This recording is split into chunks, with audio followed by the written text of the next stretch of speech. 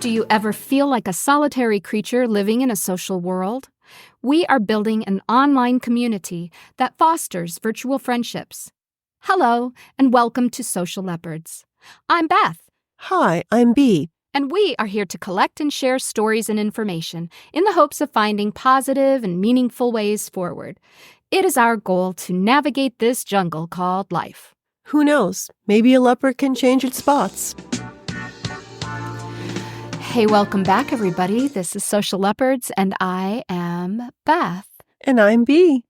Hey, and today we are going to talk about the things that stop us from being social. This is episode, I cannot believe it, 9. Woohoo! And so we go into double digits starting next week. I can't even believe that is true. That seems like it was a minute ago. But here we are, 9 episodes in. So want to start by saying, I think a lot of us know kind of deep down what we should be doing, right? Right. And yet a lot of us feel like something is stopping us from reaching our potential or being as social as we want to be. Lots of people want to do certain things and they just can't figure out how to get there, right? And I think many of us can agree that, what's up inside our brains makes sense and we can understand what the issues are even a lot of times. Sometimes we know what the root cause is. Mm-hmm. But the emotional side of us is really kind of getting in the way and it's the true barrier because, feelings are much stronger than intellect, right? Yes. And I think that this can prevent us from making real progress when we're trying to figure out kind of how to move forward, especially when it comes to loneliness or isolation or social anxiety. Yeah, because feelings can overwhelm us. One of the things we do with the kids that I work with is trying to learn self-regulation strategies when they're young, because honestly, if you get too intense in an emotion, it actually does trigger the fight or flight response, which is it can be very negative and overwhelming. It starts, giving you too many, hormones. It gets too, overwhelming, and it can actually lead, if you keep doing that, to a lot of health problems. So definitely controlling those emotions is very, very important. Not getting too involved in the feeling and trying to figure out how to cope. And what's that very first feeling that happens when you know that you're in a fight or flight type moment? It's panic. There's a lot of, hormones that go in there, like we're just going to try to run away. We get a lot of adrenaline. And I remember this situation when I was a child. My brother had gotten sick, or actually he had an accident. And I remember the fight or flight response in the sense that I got so stressed. His little friend came running over and said, "Oh my gosh, your brother just fell off his bicycle." It was 2 blocks away. My parents were doing their thing, and I remember just "Oh my gosh, I have to ride, I have to run, I have to save him." And that was the panic, that fight of I have to do that, and then just no matter what, I just had to go. And then I just remember getting him running back and and that's what I think when you're in an anxious situation, you're just "Oh my God, there's the panic, I have to run, I have to do something." And it may or may not be the right thing. That particular situation obviously is unique because I was just saving him. But, that's, I think, the same thing. We're just feeling so desperate that we're just reacting without thinking. Oh, yeah. I'm all the images in my brain as you told that story. I'm it almost makes me a little bit anxious just hearing that story. Yeah. There's a lot of emotion. And there was an emergency there. Mm-hmm. I mean, and I think that was a legitimate emergency, right? But when we're in a social situation, hopefully we're not going to react that way because it's not an emergency, but our brain could perceive it that way depending on what we're. Well, does your brain really know the difference in the moment? Good question. Yeah. I know when I was going through grief therapy after my mom died, that was one of the things that they were talking to me about is that, sometimes it's hard to differentiate between different emotions. Right. And, you're very smart. You consider yourself intellectually adept. But when you're dealing with feelings, all of that goes out the window. That's because you right. feel what you feel. That's right. And there's no wrong way to feel, Mm-mm. so there's no way to fix it. You just have to live through it and work past it, or maybe that's work through it Work through it, and live yeah. past it. Yeah, I mean, it's fascinating. Like, you talk about the feelings. Like, I think about people that are in the military, how some of them are so in control. We think they're in control, and we see them with their feelings. And I think it's something you train yourself to do. But which, I mean, it's great. It's adaptive. But like so you have to kind of figure out, like, is this the time for me to really dig into my feelings, or is this the time for me to like control that so I can move forward? Like, it all depends, right? But if you do get too overwhelmed with the feelings, you're not going to function. You're going to make a decision that's probably not the best for you, right? So we have to figure out you have to be like in that happy medium state, like feel a little bit, but don't get overwhelmed. Easier said than done, right? Yeah, yeah. But when we're like anxious, like how do you, like sometimes I think, oh my gosh, why am I being anxious right now? Like, what's happening? What is triggering this? So yeah. Well, and it's hard to like stop yourself in Yes, those moments. it is. To stop and take the breath or think or talk yourself out of it because you're already there. Yeah. Right. So that's hard to control. It takes is. a lot of discipline, I think, and practice probably. It does. And maybe like taking that break, like running into the bathroom, being like, oh, I'm gonna just go in the bathroom for a minute and be like, okay, take a deep breath and come back. Yeah, yeah. That's a good one. Yeah. I didn't think about it like that. So I'm taking a pause here to kind of let that sink in. Absolutely. I know we talk about isolation and social anxiety a lot, loneliness. We don't really talk a lot about depression and how a truly depressed person, how that can also impact things. And I'd like to get your thoughts on the role that has to play as far as, people who also suffer with depression. Mm-hmm. So you're saying like the correlation between depression and loneliness, like why that happens? Well, I think there's a perceptual thing that happens with people that are depressed. Like, they start perceiving everything negatively. So it's only going to make you more lonely because you're thinking everything is bad. Everybody hates me. And, when you're sad, you're thinking, the world around you is sad. So you are going to perceive everything as being negative. So I think then you're going to get more lonely and you're going to isolate yourself even more.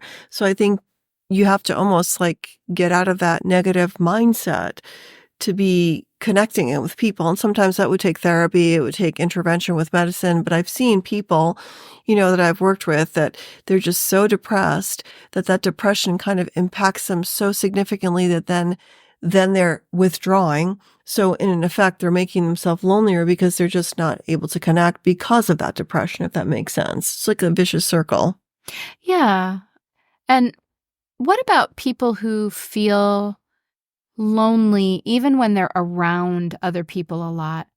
Because you always a lot of people perceive loneliness as I'm alone. Right. And unhappy about it. Right. Because you can be alone and love being in solitude.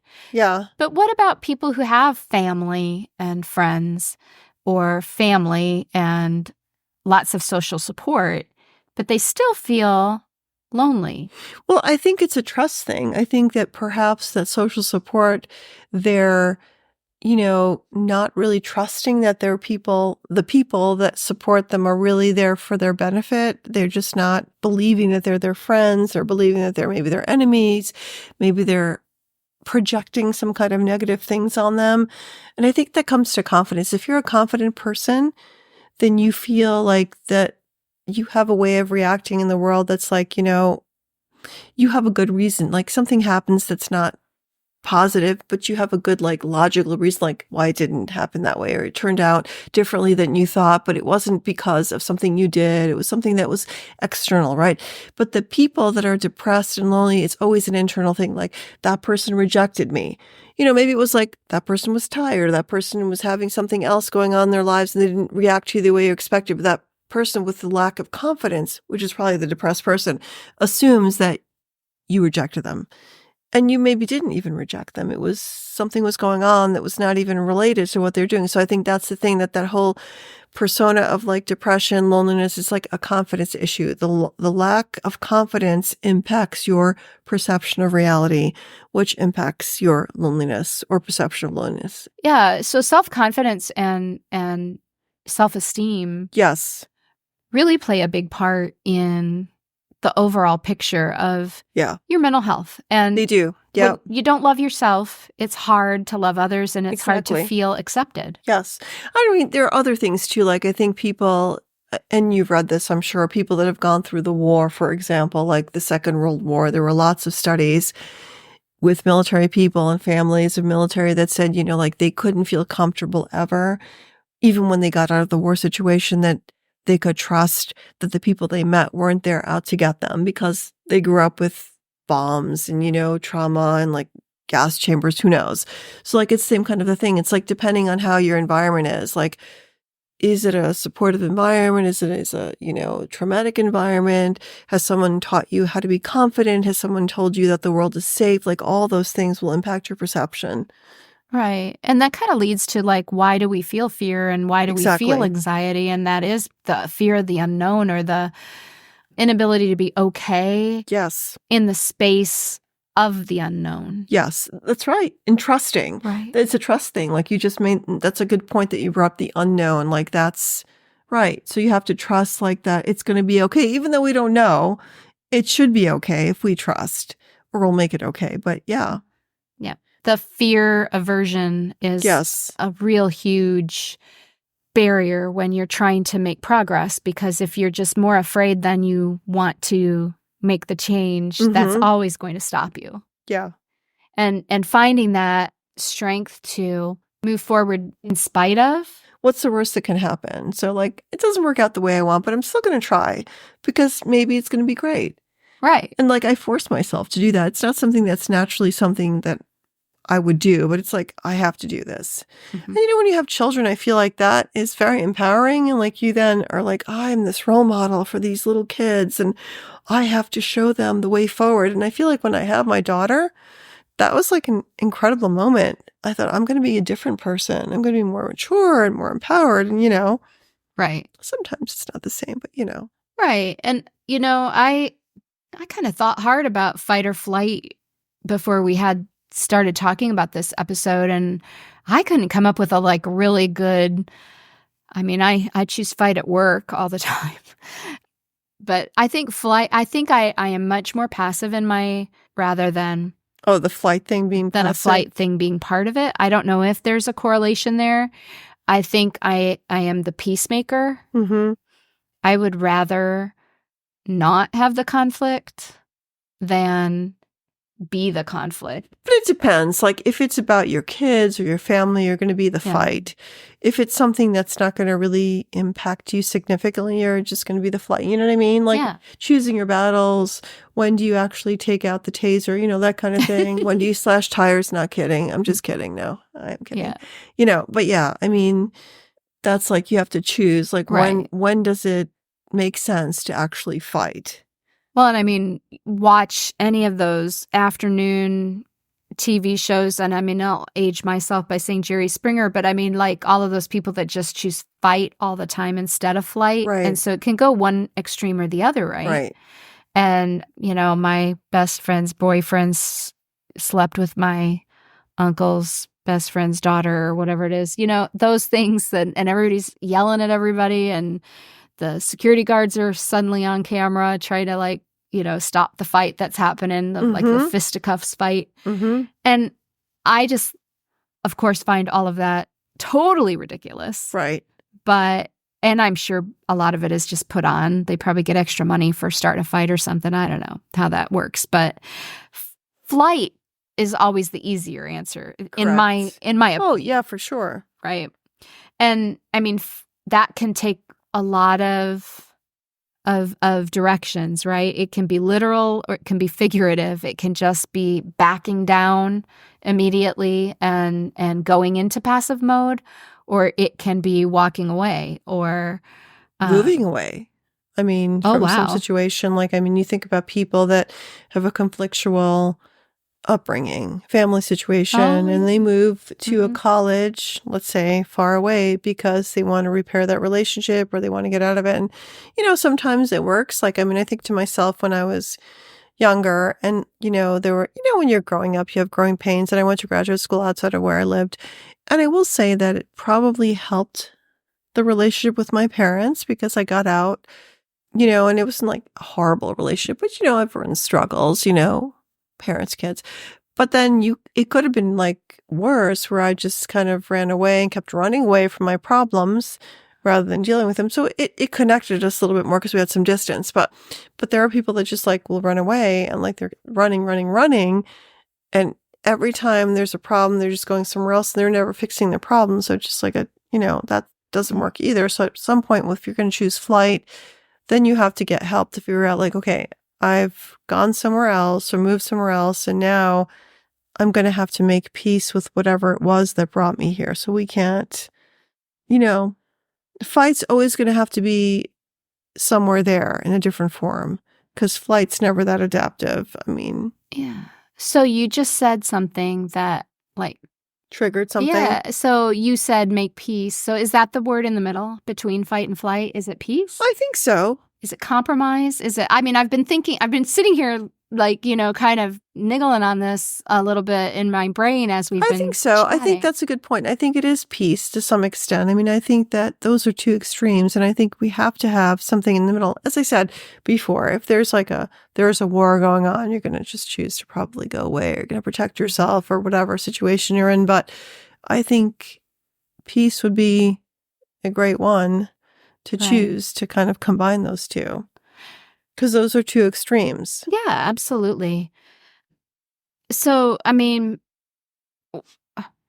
we're going to talk about in a future episode, we're going to talk about kind of the pitfalls Mm-hmm. of loneliness and social anxiety, and this is kind of the precursor to that, just to Mm-hmm. kind of try to talk through what it is and the things that bring on the bad habits that start to develop over time when we choose one or the other. And I think Mm-hmm. both are not the right answer all the time. I think there's a time for fight and there's a time for flight. Definitely. And there is always, peace is Yes. always a good way, as long as I think, where I'm kind of like just trying to do some self-reflection. What if I'm always choosing peace in the middle and I'm never getting to resolution because I never fight and I never flight? I always just try to make peace. So Mm-hmm. I think that you can probably find pros and cons in every situation. And it's just kind of, and again, it comes back to know thyself, right? Yes. And be willing to find acceptance in the who you are. And then you're not feeling like you have to be so defensive, I think. Right. And assessing the situation, like, okay, if you want to be concrete about it, growing up in a big city when I was a kid, right? Yeah. You had to pick, like, if you were going to be possibly, I don't know, I don't want to say the word attack, but in a situation where you might be not safe, Mhm. you're probably going to choose flight. You're just Right. going to get out of there, right? If there's a different situation where someone's like confronting you, you have to fight, So, I mean, it depends on what the context of the situation is. So we have to be aware of also our environment. Like, what is the, right response depending on the environment, depending on the people, and assessing that beforehand, Right. So we've been talking about, social isolation and anxiety as kind of buzzwords almost throughout our podcast so far. And sometimes we bring up the before and after the pandemic. And Mm-hmm. I think one of the things that I'd like to just kind of like remind us all of as we're discussing this collectively is that, there are a lot of people that were struggling well before the pandemic was ever, Yes. a term. Yeah. And one of the things that I recently started thinking about is how much more impactful that isolation had on those people. Mm-hmm. And how that would have put them even, further into flight mode, right? Yeah, that's probably true. Yeah. And then, less stimulation, both Yes. socially and intellectually. Yeah. And then, as you said, and even kind of convince them to not even want to socialize after pandemic because they got into a place where they could be comfortable not having to socialize, right? That was a protective place for them. Yeah, and it was accepted. Yes, it was for a while. Yeah. Mm-hmm. And so it's hard to get back out of, and it's one of those, kind of bad habits that maybe we can discuss when we're ready with that episode. But I think also to kind of circle back to the earlier kind of topic that I posed to you on depression, when this isolation is a contributing factor, I would perceive that depression is much more prevalent, right? Mm-hmm. I would think so, yeah. Well, that's what research will tell you. Absolutely. And so if you're struggling with all of these things, it can probably feel pretty overwhelming just in and of itself. And if there's some sort of a combination in addition to, how you just regularly feel on a normal day, and what is your normal? Yeah. Right? Yeah. Can be very impactful. And I feel some of these things on occasion, not so much social anxiety, but I do feel depressed some days. Same. Still processing some grief. Sometimes I have some depression about just a certain situation that has arisen that I just can't seem to let go of, and I'll just sometimes I don't know. Sometimes I think it's just menopause, but it could be. I feel like I have the same thing. So. I'll just feel low. Yes, down. Yes, right, for no reason exactly. Yeah. Yeah. And then I'm like, what's wrong with me? Well, but I think we all cycle through, happiness is not a constant state, and I think people have to realize that that's not. It's moments. We have our moments of happiness, we have sadness, we have everything in between. But, wanting to be positive and happy all the time is a great goal, but it's a goal. So, it's a goal. So we don't have to worry if, we're not there all the time, right? Mm-hmm. So, I'm irritated most of the time, I'll say, and then I have to, think of something happy, but I'm not sitting going, oh, I've woken up today and I'm so excited. No, it's okay, what am I going to do today? I have a lot of structure in my day like you do. And that keeps me going oh my God, I appreciate the fact that I can, wash the sink today and take a walk. I don't know, I appreciate the fact that I'm alive and we have great things going on, right? So then you say, I'm going to smile, and a reason to smile is going to come along. That is my mantra every day. And if you start smiling, something happens in your brain and you think about happy things. It's true. Yeah, it's no different than, one of the things that kind of went around on social media was the gratefulness journals, right? Yes. And I think there's a month of the year or something. That's right. Yes. Kind and of practice actually that. Did one as well. We talked about, did we talk Is about it November that they do that? Maybe. I feel like we talked about that. Or maybe we talked about it it's been mentioned, I think, a couple times. But I did that for 3 months. Oh, wow, 3 months. During the time we had the first, shutdown, and we were at home, working from home, and every day, my coworkers and I sat there and we did 5 things that you're grateful for today. And then we did it. It's just, and we did the Happiness Project, and I feel like it helped to keep our spirits up because you're focusing on something else besides yourself, and that's the thing. Focusing on other things is a great thing because when we internalize too much, we get ourselves worked up because, we can't fix everything. We have to, sometimes things in our lives will never be perfect. I'd like to look like, Christy Brinkley. That's not going to happen. So I have to let that go. So I planned a Kindness Rocks project. So It was either X or Instagram where I first became aware that people paint these rocks and they'll put some kind of a, I don't know, they can draw just a happy face. And where do they put these rocks? Outside?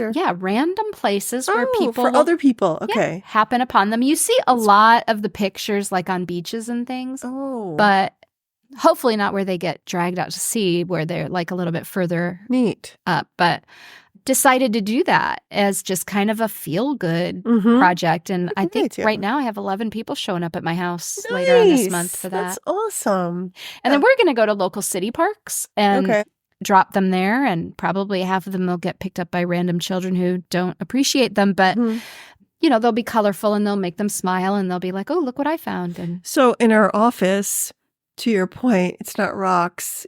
In the toilets, in the stalls, somebody has put some positive little Little sayings. Oh, like on the On the bathroom wall. wall? Yeah, the wall, yes. I love actually in it. the stalls, so everyone can look there, like we're inside, like, oh, you know. Think happy while you pee. Exactly. I love it. Well, I mean, that took some forethought, It They did. had to think of what they were going to say. They And did. And they rotated every month, so there's always a new one. it's like on a schedule. It's on a schedule. That's awesome. I kind of like that though. So, feeling connected with other people, that's kind of like our jam, right? Mm-hmm. And I think that when we're feeling lonely and or depressed or both, I think that comes at a cost. Mm-hmm. And then if you also have longer term social isolation, I know that that is even more dangerous for someone to be alone, not by choice, for a very long period of time. It happens a lot with the elderly. Yes, it does. But it happens with other people too. And I have read many a Reddit string where people are like, I just don't have any friends and I don't know what to do. And sometimes I'll respond to those people and I'll put little suggestions in there. And sometimes people are actually, even though they're not super unique, because I mean, if you listen to other podcasts that are similar to this, we're not creating rocket science. We're looking for it. We're hoping that a listener one day will give us something really super unique and different that they can share beyond what all of the popular psychology books and the self-help books and the motivation and the inspirational, encouraging books and poems and all that whatnot have to offer. But I think feeling not alone about being alone is really kind of the keys.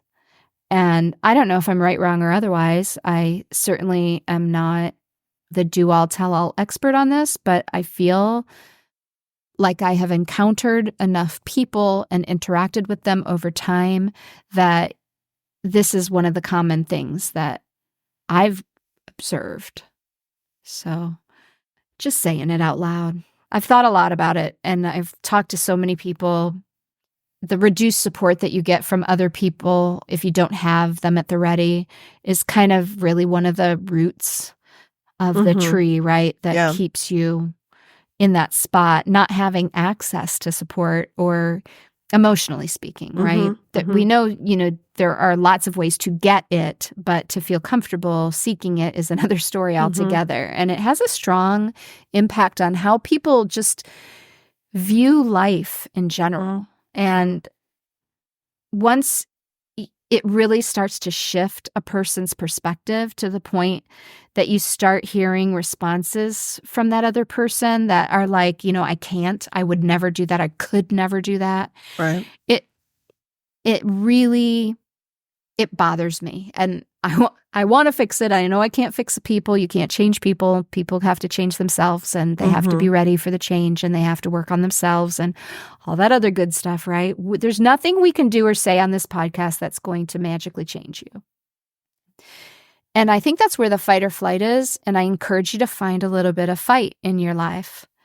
We need to make sure that, kind of going back to this fight or flight that we were kind of focused in on earlier, sometimes it's stress, right? It is, definitely. And the stress can be brought on by our personal fears, fears that are either real or imagined. Exactly. But they're real to us in the moment. However you're feeling in the moment is how you're feeling. And, I think there's a difference between it's okay to feel how you feel.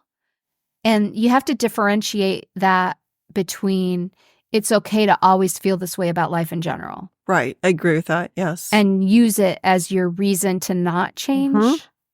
And so I think that's the sticky situation you get into because in your youth, maybe you were bullied. And that has a profound effect. And we hear many, many stories about people who are still struggling because of bullying that occurred. And luckily, in today's world, there is a lot of anti-bullying, protocols in schools. And it's talked about more frequently than it used to be. Your dad in the 70s, you say, toughen up, kid. And, Exactly. that was pretty much all there was. You're right. And you were left on your own devices. Now we have cameras that will see if someone was bullied or not at school.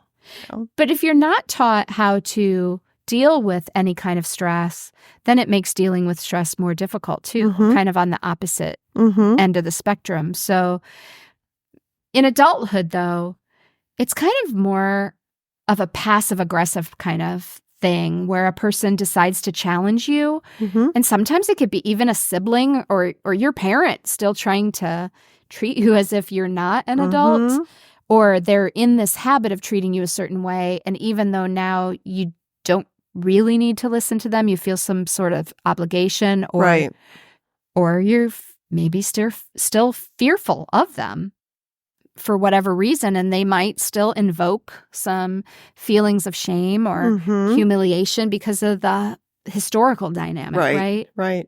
And so getting out of that and you can either fight by defending yourself in that moment and reminding that other person that you're not who you used to be when you were much younger. You are now older, wiser, and not going to take it anymore. Right. Or, you continue to escape that moment and choose flight.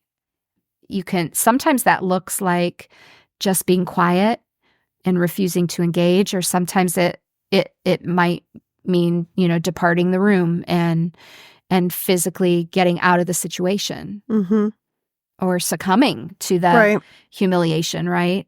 And just taking it. So how do we counteract that? So positive self-talk is a great way to do it, right? Telling us that everything's okay and, you can get through this. You're okay. You're a great person. You're, whatever you want to tell yourself, right? And just like I said just a minute ago, right? Like that was the old me. This is the new me. Exactly. And, I don't need to let my past dictate my future. Exactly. Rewriting our story almost like, Right. And can you control how other people behave? Cannot. We talked earlier about taking a deep breath, gathering yourself, using grounding techniques is another good one we've talked about in the past. Right. Just really being in the moment and, that taking a breath is kind of a grounding exercise in and of itself to try to let go of the stress in the moment. Yeah, and having a person to talk to is great. A close friend, that's always wonderful. A family member. Yep. And, just maybe wait till those anxiety-inducing feelings have passed before you have that conversation so that you're more objective in the moment and can kind of reflect on it and gain something from that conversation. It can feel good to vent in a moment when you're feeling very emotional, but I don't think you get to any answers if you're trying to process something while you're super emotional. That's probably true. Yeah. And then, if you don't get the kind of support that you want from the person that you sought the support from and you didn't feel better or didn't feel support after that, then, by all means, look for someone else the next time because you need somebody who is going to emotionally. You need that best tier 3 friendship. Definitely. Somebody that you trust. Yeah. To not make you feel worse, to talk to, right? Right. And then, how you often think of the right thing to say, like after. It's always after, right? Like I always think, gosh, why didn't I not think of that in the moment? And we just don't. Right. Because why? Who I was thinking, or who was doing the thinking? The emotion, right? Exactly. Right. Yeah. So that's kind of a note to self every time it happens to me. And I mean, I'm not immune to that. I spout off. I had a kind of embarrassing moment at work last week where I made an assumption with some website and I shot off this email about this is wrong and this is wrong and this is wrong. Well, I didn't realize that there had been so many changes made that you had to actually click somewhere to get to what I was looking for. And it wasn't where I had expected it, but it hadn't actually disappeared. And I made this assumption in the moment that it had disappeared and went right into fight mode. Like, why did you mess with my thing? This is my project. And then they were like, no, it's just right over here. Yeah. This is actually an enhancement. And I'm like, oh, I felt a little foolish, but it would have been nice if I would have been notified prior And so that was my defense mechanism right Mhm. there. But, right into fight mode instead of assuming best intent or Exactly. taking the moment and say, what am I not seeing about this? And I would have seen that button right there, Yeah. but I didn't. I reacted. So But everyone does that. everybody does. But I mean, I'm just trying to I give a lot of good advice, but I think it's just important for us all to realize that no matter how much good advice you follow, it's not always going to be something that is successful in your life. We all mess up every day, right? Yeah, of course. Yeah. And everyone does. Yeah, yeah. So, I think kind of my point of that is every experience is an opportunity to learn. Yes, it is. And we should look at it that way. Yeah, yeah. It transforms us if we want it to. Mm-hmm. And I'll tell you, I'm a different person than I was 5 years ago, that I was 10 years ago. Same. And I like to think that, I'm evolving in a good way and in a positive way. I know that I wasn't always as empathetic towards the situations of others, and I didn't even give quite as much forethought to putting myself in the other person's shoes, which is a good way to stay empathetic, is to to stop and think, what is that other person going through? Because it gives you that empathetic, what's the word, advantage to think positive things about the person instead of negative things, right? It's so easy to just moan and gripe about somebody. I mean, that's more fun, right? It's it's kind of like a lot of people's go-to, and we need to probably try to just work harder at assuming best intent, right? Yeah. And so it's a lesson you keep learning over and over and over again for the rest of your life. You're never going to not be, there's never a time when you're going to be 100% on that one. No, because we're all just, we think about things and analyze things, Yeah. And when you get triggered, you get triggered. And sometimes that's the overpowering emotional response. Yeah. And so I think the difference is, in certain situations, who's going to accept that and see it for what it is and who's not. And again, that's one of those differentiators between who the people in your life are that are truly supportive and not. It lies because you know that even when you have your baddest self on, that you're still going to get love from the other person. Yeah. And so that's very comforting. Yep. It doesn't give you an excuse to just be bad all the time, because that's the easier answer. But at the same time, at least if you know there's forgiveness on the other end of the line, then, you kind of can give yourself a little grace, and the other person will give you that same grace. So, yeah. So, anything else before we go on to our sharing moment of the week? I think we've covered a lot. We have, really. So, this week, my question to everyone out there is, actually, this isn't for everyone. This is just for a specific subset of our listeners. And I know of a few of you out there, but I want to ask, because a lot of the conversations and some of the emails and interactions that I've had, people believe that they are the very large minority in a group of people who feel like they've never really had a close friend. And I'd be very interested in learning about anybody who feels like they've never really crossed that bridge into a deep, fully mutual trust and communicative, respectful friendship. And if you are someone who does feel like you have some barriers to creating deeper connections with another human being, we'd like to do a deeper dive in a future episode that involves the sharing of some experiences, both people who are still stuck and trying to find a way forward, as well as any stories of success where they felt like they had been in that place for a long period of time and overcame that challenge. And that way we can try to merge that with some of the fabulous tips that have been starting to trickle in, some of which we've shared with you, but I'm sure there are more coming, to share potential ways forward as a community. And Bea, how do they reach us? You can comment below or visit us at socialleopards.com or send an email to share at socialleopards.com. Awesome. And that's a wrap. All right, see you next time. Take care, everybody. This podcast sometimes discusses the struggles of loneliness, isolation, and depression in a way that can be triggering. Our content is not intended to provide or replace professional counseling. If life starts to feel too hard to bear, please seek help. In the United States, dial 988 if you feel as if you may harm yourself or others. Help is a phone call away. If you can't afford or find therapy, dial 211 for no or low-cost resources that may be available near you.